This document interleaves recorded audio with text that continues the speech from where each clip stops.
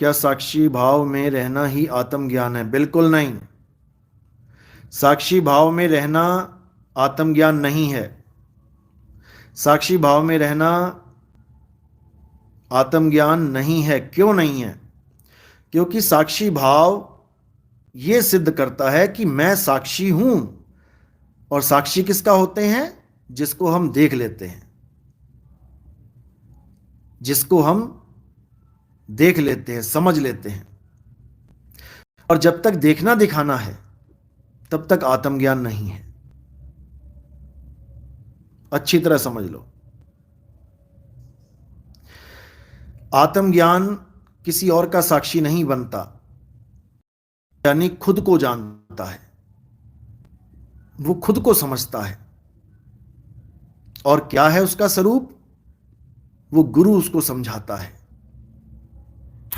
तब बनती है बात।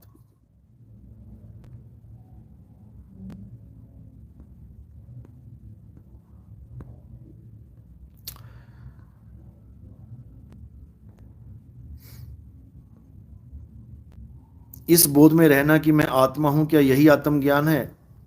देखो, बोध का मतलब समझ लो पहले। बोध का मतलब होता है जब आपको प्राप्ति हो जाती है। बोध यानी बोध हो जाना। बोध में रहना कि मैं आत्मज्ञान हूं। अरे पहले बोध तो हो। साक्षी भाव में रहने से बोध कैसे होगा? बोध का मतलब है बोध हो जाना कि मैं ही आत्मा हूं। और वो साक्षी भाव में रह के नहीं होता, वो गुरु के द्वारा भेद मिलता है, भक्ति स्टार्ट होती है, सूरत संसार में फंसी है उसको एकाग्र किया जाता है, तब जाकर बोध होता है। जो आप लाइन लिख रहे हो कि इस बोध में रहना कि मैं आत्मा हूं, क्या यही ज्ञान है? असल में यहां लिखना चाहिए कि इस ख्याल में रहना। लोग ख्याल में रहते हैं, हमेशा दिमाग में यही ख्याल रखते हैं, मैं आत्मा हूं, मैं आत्मा हूं, मैं आत्मा हूं, मैं आत्मा हूं। ये ख्याल, ये कल्पना ही पतन का कारण बन जाता है। मैं आत्मा हूं, मैं आत्मा हूं, ये सब सोचने की जरूरत ही नहीं है। अगर आपको बोध हो जाए तो फिर वो ज्ञान सोच से परे, कल्पना से परे, भाव से परे बोध अवस्था में आ जाता है। अच्छी तरह समझ लो, वो ज्ञान ही अलग है। आप भूखे हो और आपका गुरु कह रहा है कि ये सोचते रहो कि मुझे भूख नहीं लगी है। सोचते रहो, मुझे भूख नहीं लगी है, मुझे भूख नहीं लगी है, मुझे भूख नहीं लगी है। और पेट कहेगा तुझे लगी है बेटा, अब कुछ खा नहीं तो मरेगा। तो ऐसा नहीं होता है, ये गलत ज्ञान है। जयंत महंत, प्रकाश मुनि जी ने कहा है कि चौका आरती कबीर साहिब ने स्टार्ट नहीं की है, पहले नहीं कहते थे ऐसा। अच्छा, अब ये कहना शुरू कर दिया, बहुत अच्छी बात है। अगर ऐसा कहना शुरू कर दिया, मुझे लिंक शेयर करो जरा। ये अगर इतनी बात इन्होंने बोल दी है, फिर तो ये जितने भी आरती चौका लेके बैठे हैं, ये सब खंडन हो जाएगा इनका खेल। ये लिंक मुझे शेयर करो। सतनाम, सदज्ञान, सत्य पूजा सतगुरु। गुरु जी आपके चरणों में कोटि कोटि प्रणाम। गुरु जी, हिंदू, मुस्लिम, सिख, ईसाई, ईशु की तरह इज्जत पाठ, ब्राह्मण, शूद्र, यह सब काल भगवान ने बनाया है, क्योंकि काल बवाल की शिकार अच्छा होगा। ये सब मन ने बनाए हैं, 52 अक्षरों के द्वारा बनाए हैं।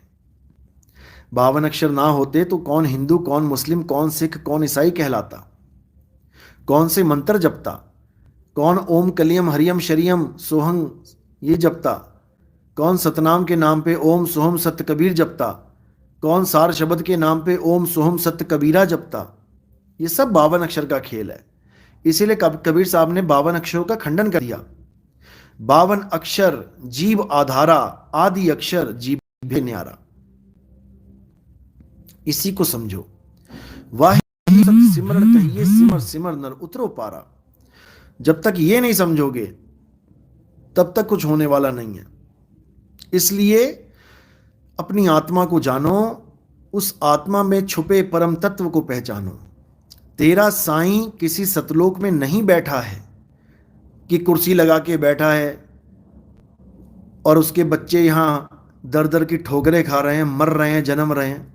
अरे तुम्हारा बच्चा अगर गलती से आग के पास भी चला जाए, तुम कितने ही सिंहासन पे बैठे हो, तुम कितना ही इंपॉर्टेंट काम क्यों ना कर रहे हो, दौड़े आओगे बच्चे के पास और उस बच्चे को आग से बचाओगे, आके ले जाओगे। ऐसा कैसा परमात्मा है जो युगों युगों से उस सिंहासन पे वर करवा रहा है और यहां हम धक्के खा रहे हैं। परमात्मा परमात्मा करते करते पूरा शरीर गला लिया लोगों ने परमात्मा के लिए। जप तप व्रत पूजा क्या नहीं कर रहा है जीव, और वो परमात्मा सिंहासन पे बैठा चवर चवर की हवा ले रहा है। बताओ,